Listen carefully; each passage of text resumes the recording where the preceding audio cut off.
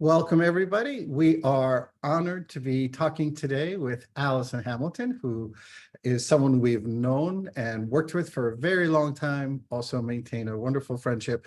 And she's here today talking to us about a course she's presenting at the Summer Intensive. It's called Conducting Qualitative Individual, Dyadic, and Focus Group Interviews. She'll present that course on Thursday and Friday, July 25th and 26th. We'll get more into that topic in a moment. I'm Maietta, president of ResearchTalk, and Alison has been and remains an integral part, not just of our team as a consultant for ResearchTalk, but one of our most involved, most popular, and just kind of rewarding folks with skills, principles, and confidence in moving forward in their work, as far as just one of the most valuable members of our qualitative scholar team. So we are so happy to be here to talk about this course with you. And let me have my partner in crime today, Jeff Petruzzelli, introduce himself. Hello, everybody. I'm Jeff Petruzzelli, Qualitative Research Specialist with ResearchTalk, and really looking forward to talking with our good friend Alison and hearing about this excellent course. Yes, and we want to also say with us in spirit is Paul Mijas, who works with our partner organization, our co-host, the Odom Institute at UNC. He's not able to join us today, but he sends his best, Alison, and we discussed a little bit about it. So some of our back and forth will have Paul's content and mind in that. So we're going to ask you, Alison, just to let folks know a little bit about who you are professionally, your titles, things of that sort. But then let's get right into a little bit about the course, and specifically, you've been doing qualitative for quite a long time. If you could let people know the kinds of things you've done in your career that led you to the point where not just that you've developed the skill and the knowledge and expertise to present this topic, but what brings it to a point where you feel like this is something that really can be useful, helpful, and something you're motivated to do. So much, and thanks for having me. Always fun to be together. So hi, everyone. I'm Alison, and I am an anthropologist by training. My focus for my PhD was in psychological and medical anthropology, so I definitely have a health services and healthcare and health condition dimension to my work. And I, in terms of my jobs, my titles and so forth, I'm a professor in the Department of Psychiatry and Biobehavioral Sciences at UCLA, and I'm a research career scientist and the implementation research director at the VA Greater Los Angeles Center of Innovation.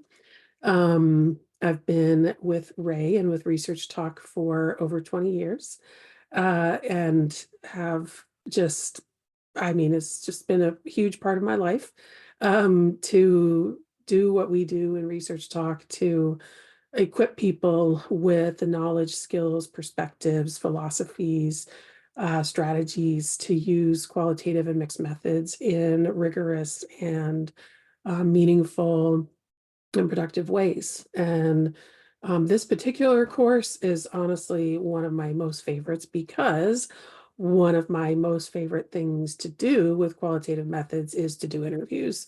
And that's our focus with this course. So the fact that I get to teach folks for 2 days about interviewing is pretty much the best thing I could ask for. It really is at the heart of so much of what we do with qualitative methods, is talking with people, whether that be one-on-one, two-on-one, groups. There are many different configurations that we can take with our interviewing techniques. And I think, having done qualitative interviews for, oh gosh, it's really going to age me, but, at least 3 to 4 decades. And training people to do interviews and managing large teams of interviewers, doing a lot of team-based interviews. I just have a lot of passion about what can be helpful, a lot of practical tips that I love to bring forward to people. So much of what I've learned about being a good interviewer comes from times that didn't go as I wanted them to, or times that things didn't go as expected. And, so recognizing right off the bat that, this is never going to be perfect. We're never going to be perfect interviewers, no matter how experienced and excited and passionate we are. Things are going to happen. And that's, part of this process, as it would be with any method. We're never going to do it perfectly. And so just continuing to develop and evolve our skills is really what I think is at the heart of the course and at the heart of what we do as interviewers. And so to be able to put all that together into one course and really think about some key strategies that inform the whole trajectory of using this data collection approach is really what I hope to achieve in the course. You were talking about things that haven't gone well, and we can get more into that and how they're instructive for you. I love that you're putting that forward, and it really, hopefully eases anxiety for folks. Exactly. The value of kind of those lessons. But maybe just at that level, does a lesson come to mind for you that emerged out of a moment or maybe a phase during a data collection project that things could have gone differently? Do you have a specific lesson from the field? I think, where a lot of those moments happen, in my experience, are in focus groups. Interviews, whatever kind they are highly unpredictable. And we can be prepared and ready, and we need to be prepared and ready and informed, and all of the things that we'll talk about in this course in terms of getting to that moment of actually talking to other human beings. But when you're doing that with multiple people in the context of a focus group, all of that unpredictability just sort of gets exponentially increased. And so I have had, I've done, I don't know, hundreds, maybe thousands of focus groups. And I was doing a focus group with people who are quite different from myself, which I, very explicitly acknowledged, and which was quite obvious to everyone. And I didn't know that people in the group who knew each other, in this case, that they were at odds with each other. And so I raised one of my questions, and they began to dialogue, which is good. That's what we want in a focus group, for the participants to be, really talking to one another and not just focused on the moderator. But things started to get very heated in the dialogue. And again, I, at that point, was a very experienced moderator and was facing a very unexpected dynamic between these people, and people in the group were trying to, help me out because they knew what was going on much more than I did. And, just the humility with which we need to approach these interactions and encounters was really front and center for me, because you just don't know what you don't know. And how could I have done something different to have prevented that from happening? I don't think so, but it definitely prepared me for, the future of doing focus groups, to think about who I'm putting together, think about what I want to know going in, think about the setup of the room, like so many different things that I think you can maybe get into a bit of a lull about, or just kind of think, oh, I've seen it all or something, and then you realize, nope, you just have not seen it all. And really knowing, how you're going to be able to handle different dynamics. And this is not to say that the things that surprise us in data collection are always, or even most of the time, negative. So much of the time, when things happen that we don't expect in interviews, whatever types of interviews they are quite positive and amazing and transformative. But it's, kind of having that preparation for the whole range of possible things that can happen, to the extent that we can, and recognize that, there are going to be things that knock us off our feet too, sometimes for good and sometimes in really challenging ways. And, so just building up that experience and having people with you, if that's appropriate, to help manage situations, just kind of thinking through lots of possibilities. Some of that comes with experience, but we can also, train folks to kind of realize that there are things that are going to happen in any conversation. Maybe your participant in a one-on-one starts crying. Maybe they get angry. Maybe they get distracted. There are all these different things that can happen during data collection that we want to anticipate as much as we can and talk through strategies for dealing with that. And that will certainly be, part of what we cover in the course. Yeah, there's so much there, so rich, that conversation. And when we think about conducting qualitative interviews well, it's so much more than just what's happening in the moment. I think you by far are one of the people I've seen do interviews. We've done interviews together that just you're so tremendously present. But at the other side of it, the lessons that you're presenting now really tell stories that are important to note.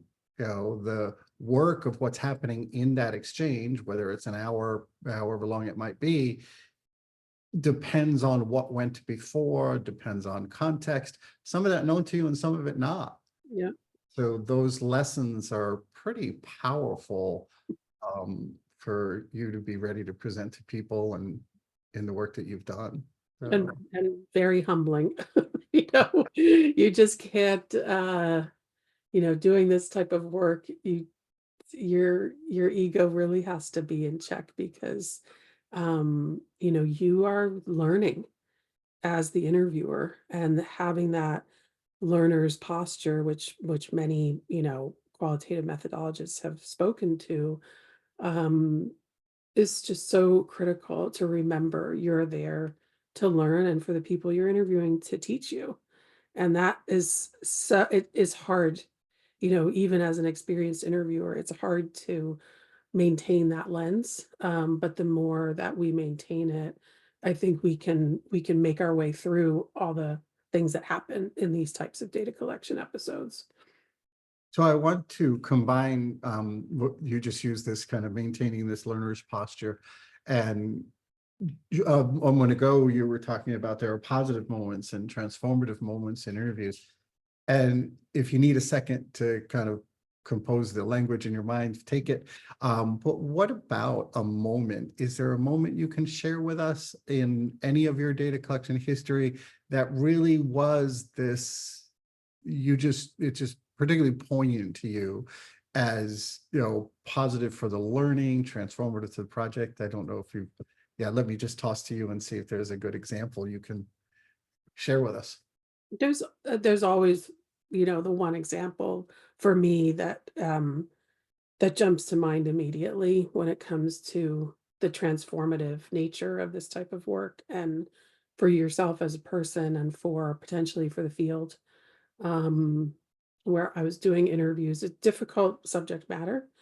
I was doing what we call person-centered interviews, which is a technique that I learned from my mentor in grad school, where it's very unstructured, and you're really talking very little as the interviewer.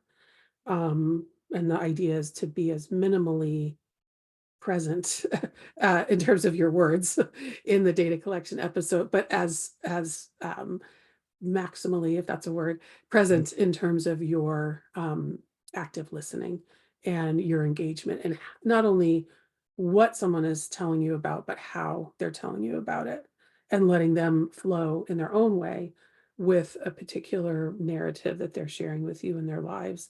And so I was using this technique with in a study with women who were in residential treatment for methamphetamine use, which is a quite powerful substance that affects many, many different aspects of people's lives.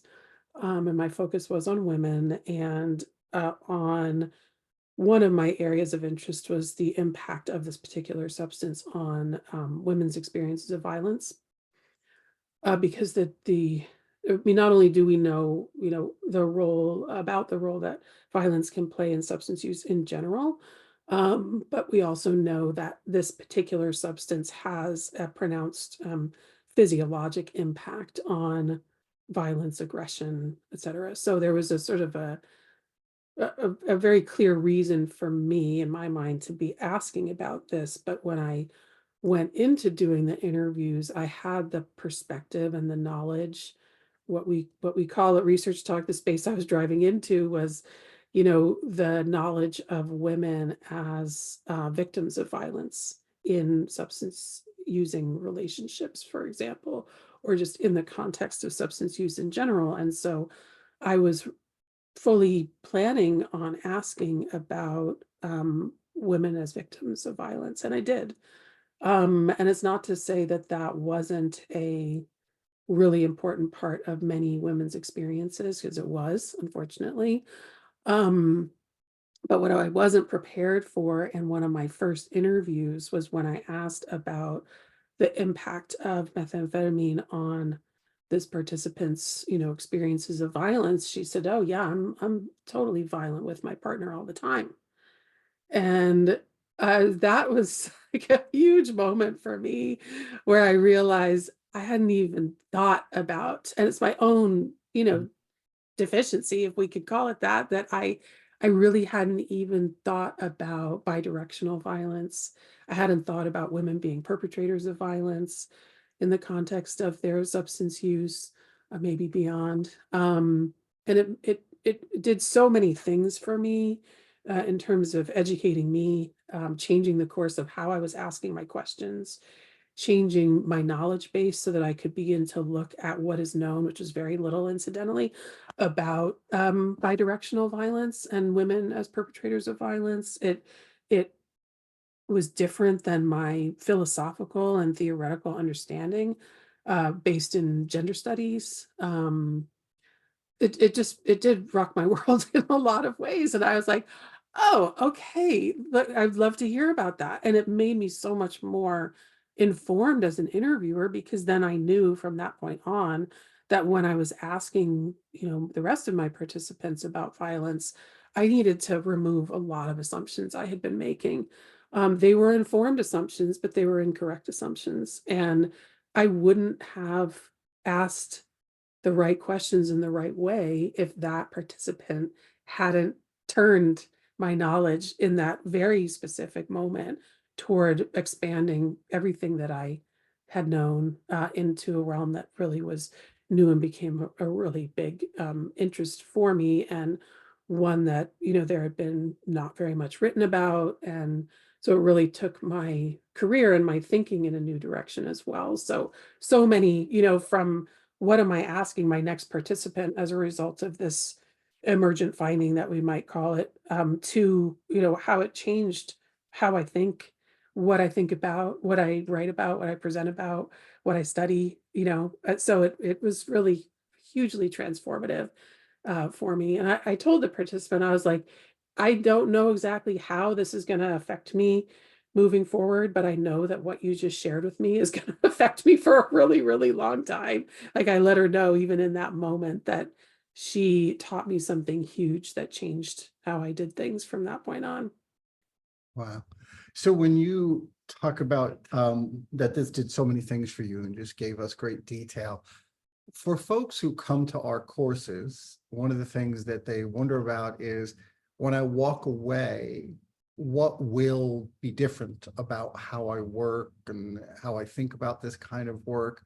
So what can you tell people? What are some of the things that you hope you can prepare people for and kind of help reposition them? So if they start and they go back and then the following Monday, they're ready doing data collection, what are some of the things that might be different that they can take away and integrate from what you present?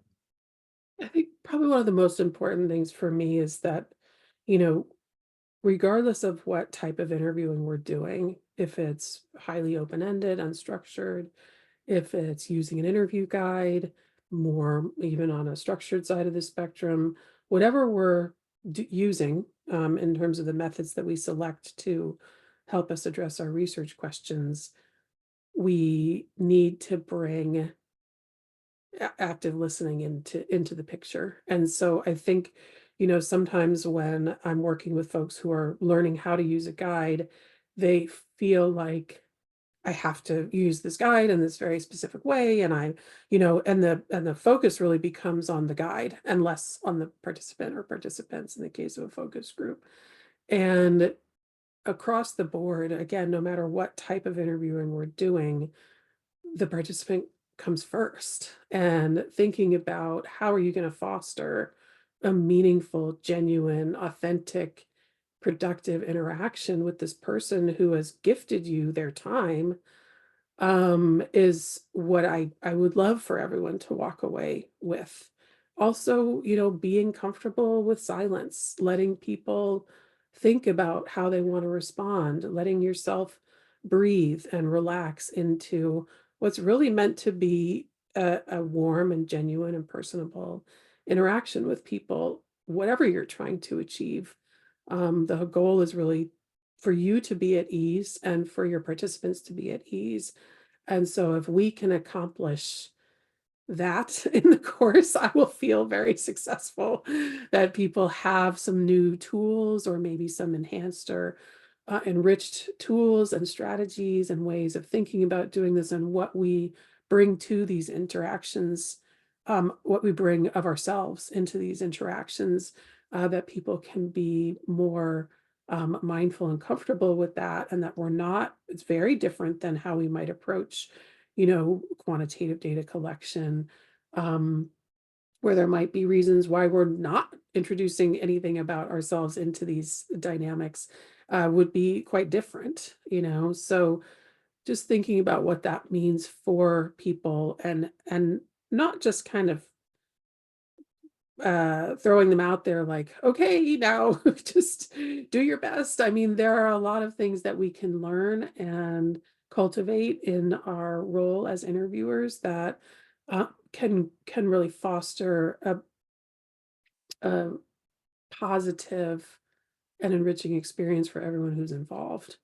And that's always our goal. And so I hope that we can really focus in the course on just being very present in these data collection episodes, and that would then translate into what they bring back to their everyday work lives, collecting data. Right. Jeff, do you have questions, thoughts as we kind of maybe even to bring the conversation to a close on this topic? And there'll be much more, especially on the 2 days of the course, Thursday, Friday, July 25th and 26th. But yeah, Jeff. Yeah, it's funny. I was definitely had a lot of thoughts about the class, and you've covered quite a bit of it. It's just interesting to me when looking at the description, you have the 10 engagement strategies listed, and people can check that out in the course description. But it's interesting to see how everything you do kind of flows through with those ideas, and it all really comes down to that whole posture of active engagement. And I think that's one of the big differences with qualitative research and qualitative interviews is, really kind of making it conversational rather than just going through a list of questions. And for people that are new to interviewing, I was just wondering, I know this will be covered throughout the class, and I know it's not an easy, 2-word answer, but just, how is it just through experience, or are there specific tips or strategies that you can kind of just touch on that really help people to kind of get into that conversational flow, and rather than, again, just question 1, question 2, question 3? Well, great question, Jeff. And I think the first thing that comes to mind for me is practice. And that, we all need practice, no matter how experienced we are. When we start a new project, we need practice with the questions that we're going to ask. And so we're going to practice in the course, and we're going to give feedback. We can only get better at doing this if we have people who are noticing things about how we're doing it that could be improved, and that we're also really successful. And so I think, even in my projects where I've got very experienced interviewers, and we still do mock interviews because we want to know that the way we put questions together makes sense, it flows, it feels okay to ask the questions. So that's going to be one big sort of piece of the course is practicing, and tips for practicing, and also some actual practice during the course of the 2 days. Emphasizing too that, the types of interviews that we're selecting for our given projects really differ in some key ways, in terms of what you need to do, what you need to know. So we're going to spend time on individual interviews, but we're also going to think about what it means when you're interviewing two people who might have a relationship with one another, or when you're interviewing a group of people, as in focus group interviews. So I appreciate you picking up on the, sort of active engagement thread that cuts across the engagement strategies, because I think there are things we can do to prepare for all of these types of interviews that are really key to enabling us, when the time comes for that interview, to be ready, as ready as we can be, recognizing that there's still going to be surprises and unanticipated twists and turns, but feeling that sense of preparation and presence, and the tools and techniques that we can use to really build toward that engagement in the actual data collection episode, and also ways that we can not only flow through the data collection, but bring it to a conclusion that feels comfortable and logical for everyone involved. And then capturing, as soon as possible after the data collection episode, how you felt, how it went, what you learned, um, off the cuff, so that we keep that immediacy of the data collection episode really front and center, for even if it's 15 minutes after the data collection episode. So I really want to take us through sort of the life cycle of preparing for the data collection, with the focus on actually doing the data collection, doing the interviews. That's sort of the bulk of the course. But how do we get into that, and how do we exit out of it?